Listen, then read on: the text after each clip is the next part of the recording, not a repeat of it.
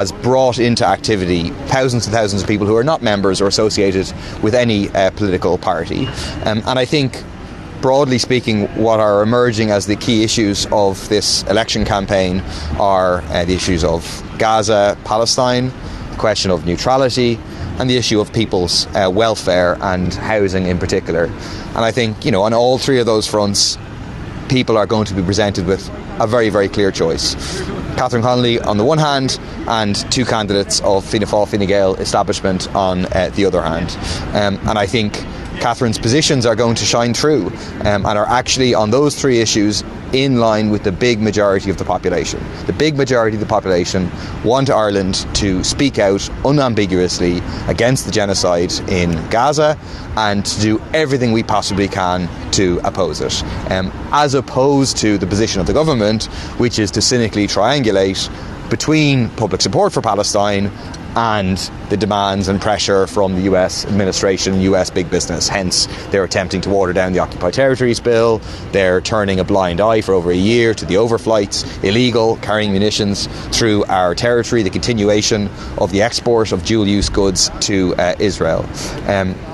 On neutrality, it's very, very clear that Jim Gavin and Heather Humphreys, based on previous statements, want to get rid of the triple lock. That would free the hand of this government and future governments to send troops abroad in NATO-led invasions that are declared to be peacekeeping missions. And most people do not want Ireland to be militarily allied with those same forces who are enabling, funding, supporting the genocide, and want Ireland to maintain its neutrality and understand, like Micheál Martin said previously, that the triple lock is at the very core of our neutrality. And on housing, I think you have a choice between a president who is going to consistently speak out for people's welfare versus nod along with whatever the government does, which in reality means putting people's welfare second to the profits of big private developers, corporate landlords and so on.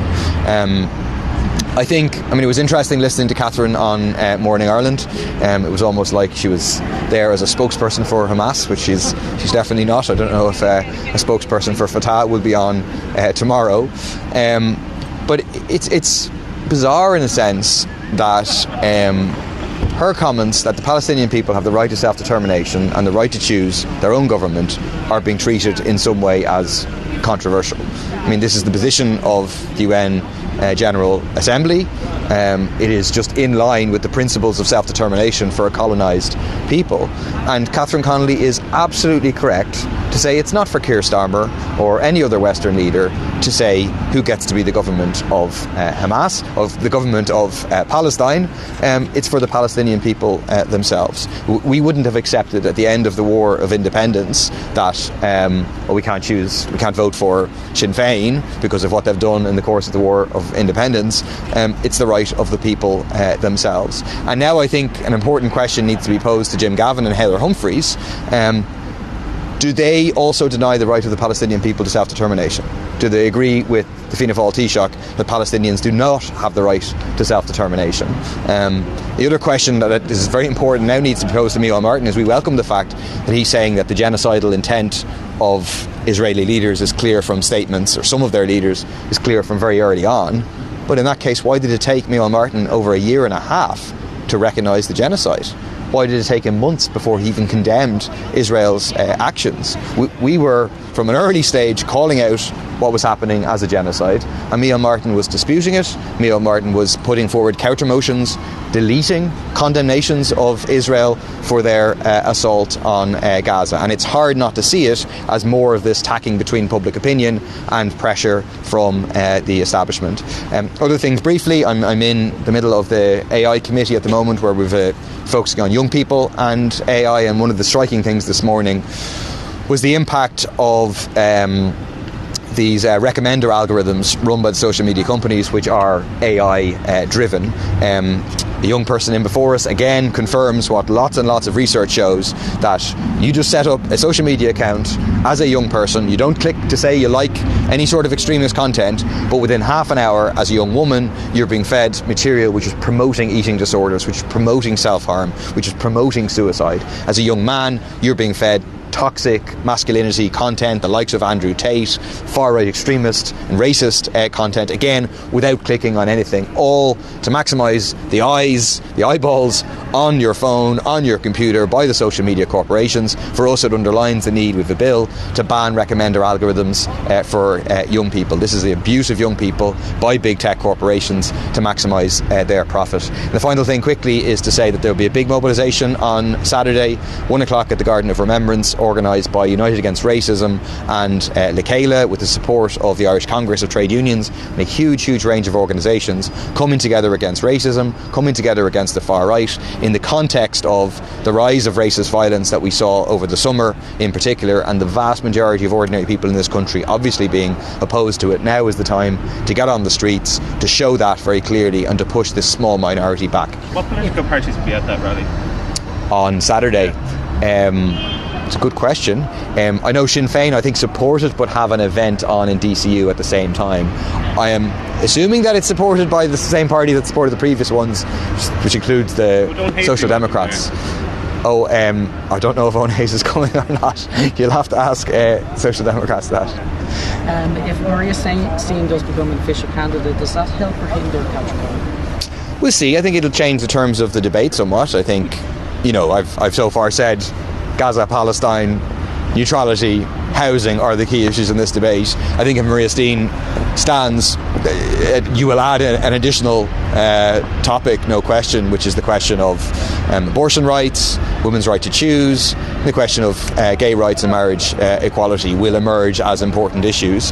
I think that Catherine Connolly obviously has a strong and clear record on those things. They're in line with the wishes of the majority of people reflected in various referendum results. Hard to know whether it helps or hinders Catherine. It'll slightly change the political landscape of the debate, I think.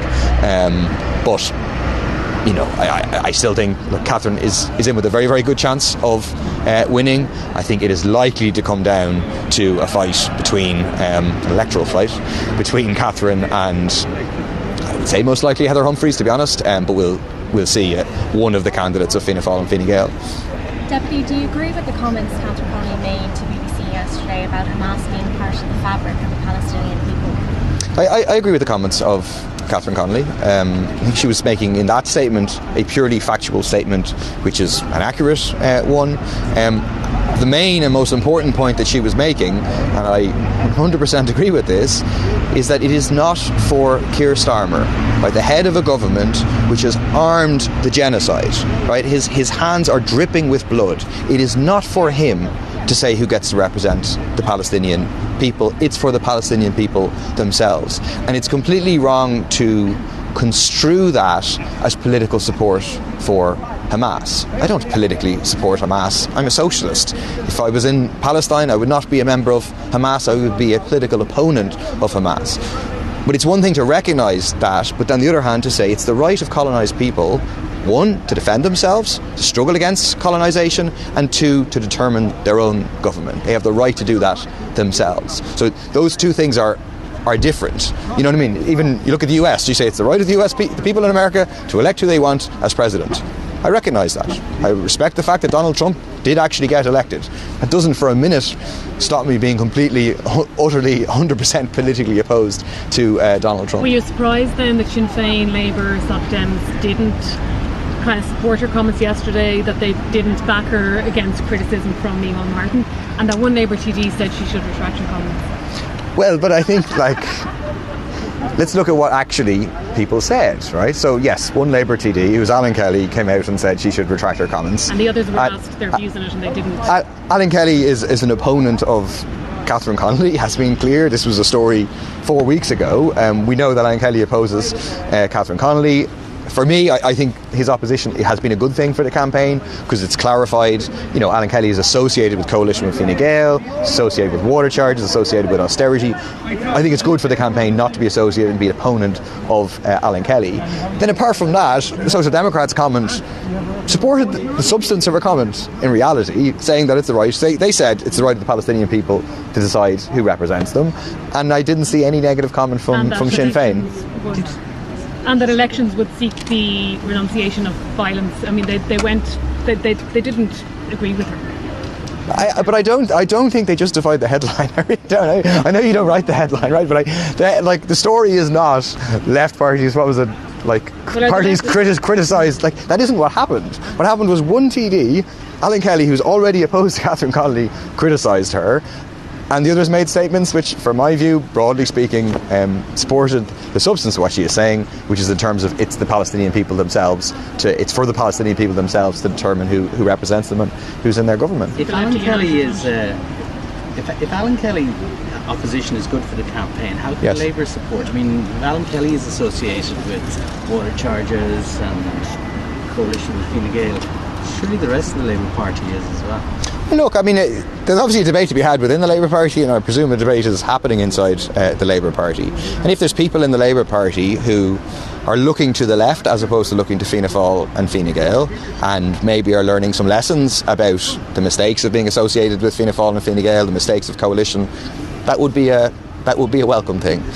Say in my constituency in Dublin South West, we now have 3 of the 5 TDs are supporting Catherine Connolly's campaign. That's Sean Crowe, it's Ciarán Ahern, myself. Me and Ciarán have been working very well together. Sean was at a meeting we had yesterday morning, and Sinn Féin are immediately and enthusiastically joining in the campaign.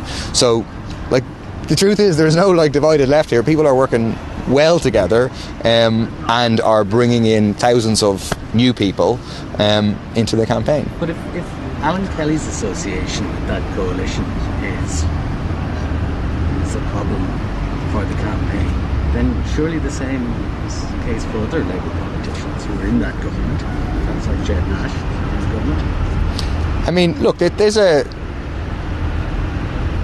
history of the Labour Party which is a proud history. The Labour Party was established by James Connolly, who we would look to as our most influential figure. There's a history of lots of good working class people building the Labour Party as a party for ordinary workers, and lots of people who fought for socialism. Obviously, I disagree with the current Labour Party leadership. I'm not a member of the Labour Party, but there is something there that is a positive tradition. And it's a good thing that people are coming in to support Catherine Connolly. It's not a bad thing for Alan Kelly to be opposed to it, but I don't think we should be treating it as front page news for Alan Kelly to be opposed to Catherine Connolly. You decided that first. Yeah. Well, you decided not to treat it as front page news. This is fine. Do you seriously think that there is a smear campaign being ran against Catherine Connolly? And if so, who's running the smear campaign? What is the smear campaign, a quote or? Yeah, from you. Go on. Do you want to give me context for it? Well, all of the presumably what you think is negative coverage about her since she launched her campaign. So I think,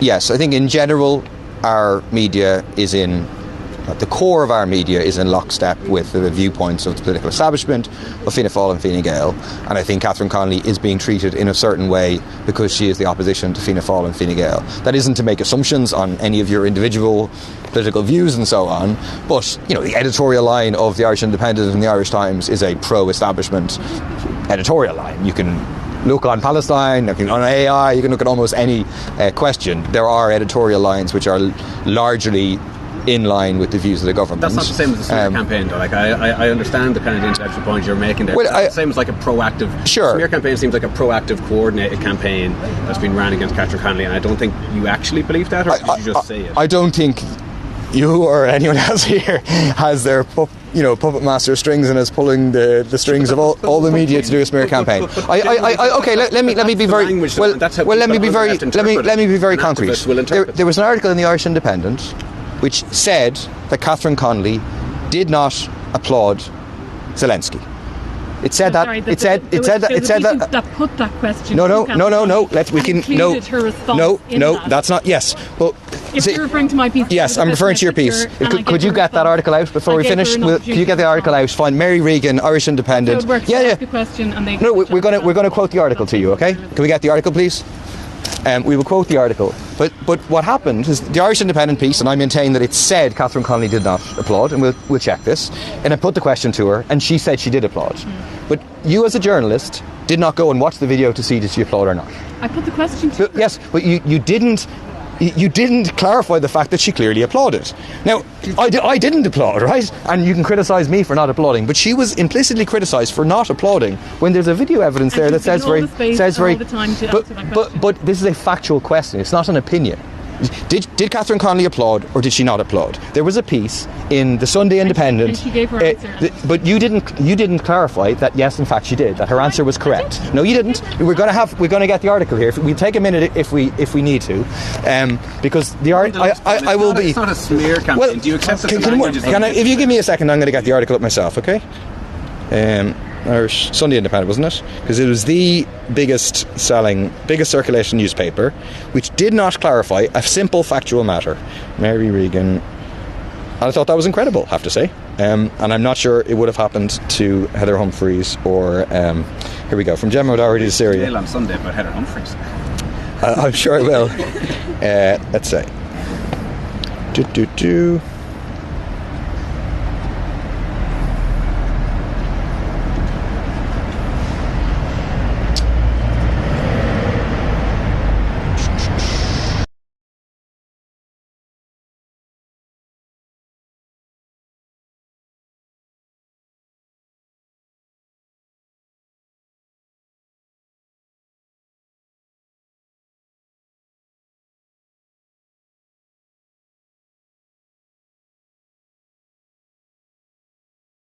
Footage of Vladimir Zelensky's address to the Dáil in April 2022 shows that she didn't applaud the Ukrainian president.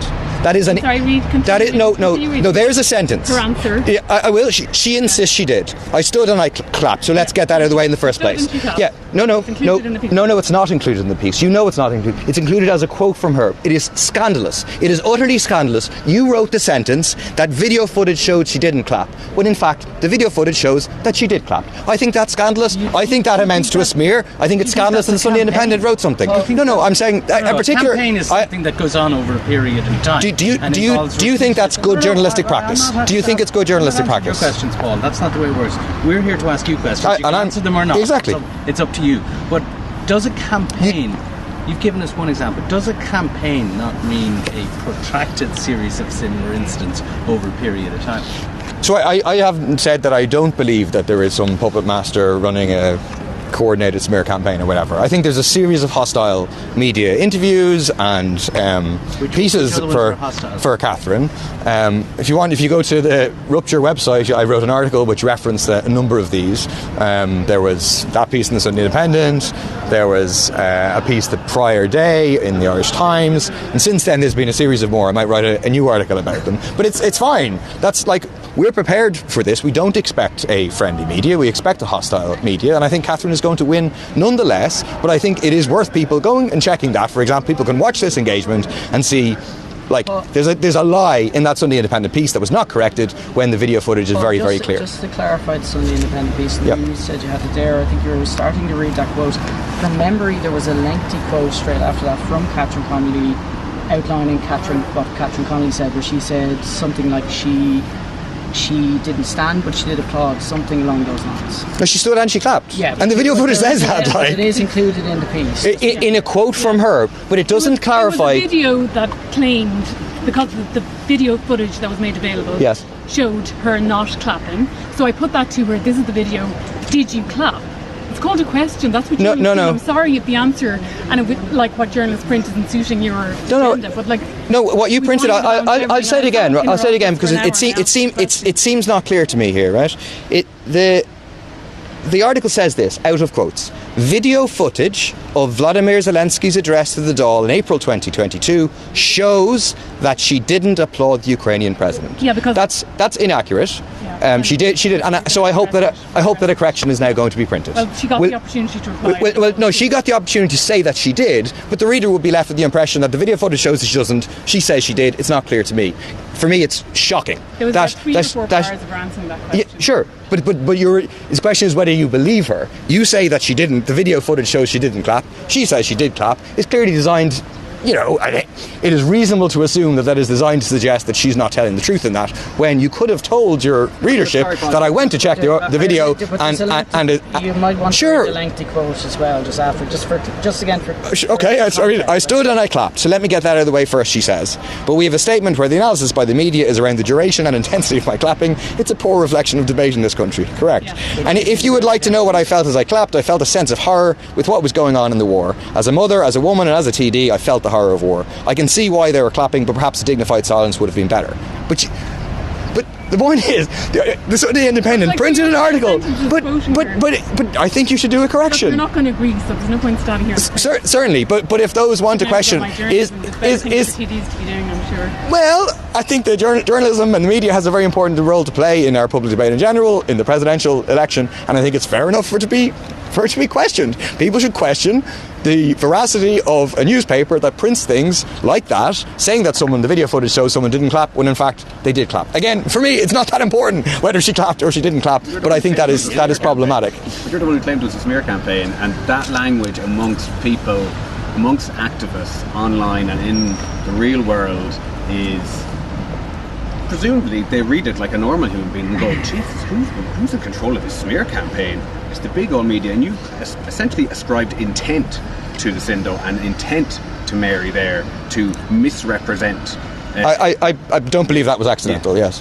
Yeah. I don't believe that was accidental. So correct. Are we all with intent at different points in different parts of our coverage, deliberately misrepresenting her all individually just because of I think how the media works, right, is you in general share the worldview of the political establishment, the kind of broad political elite in this country. There's an overlap in worldview, and therefore it's not like you go out of your way to like cause problems for me or Catherine or whoever, but people genuinely think who share that worldview that Catherine's view on Hamas or whatever is like an unbelievable view, and then that comes across. Like the Morning Ireland interview this morning, and it's fine, it's no problem, people are entitled to do it, but people are also entitled to question the framing which treats Catherine Connolly, like half of the interview is basically treating Catherine Connolly like she's a spokesperson for Hamas.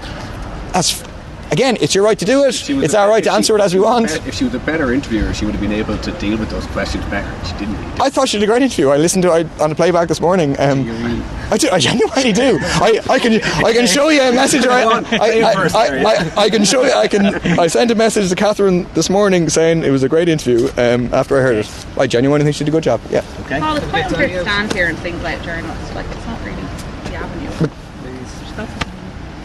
I mean, I didn't write the piece. You wrote the piece. But you chose to write this piece. Yeah. Is there no comeback for this? You get to write the articles. We don't get to criticise them.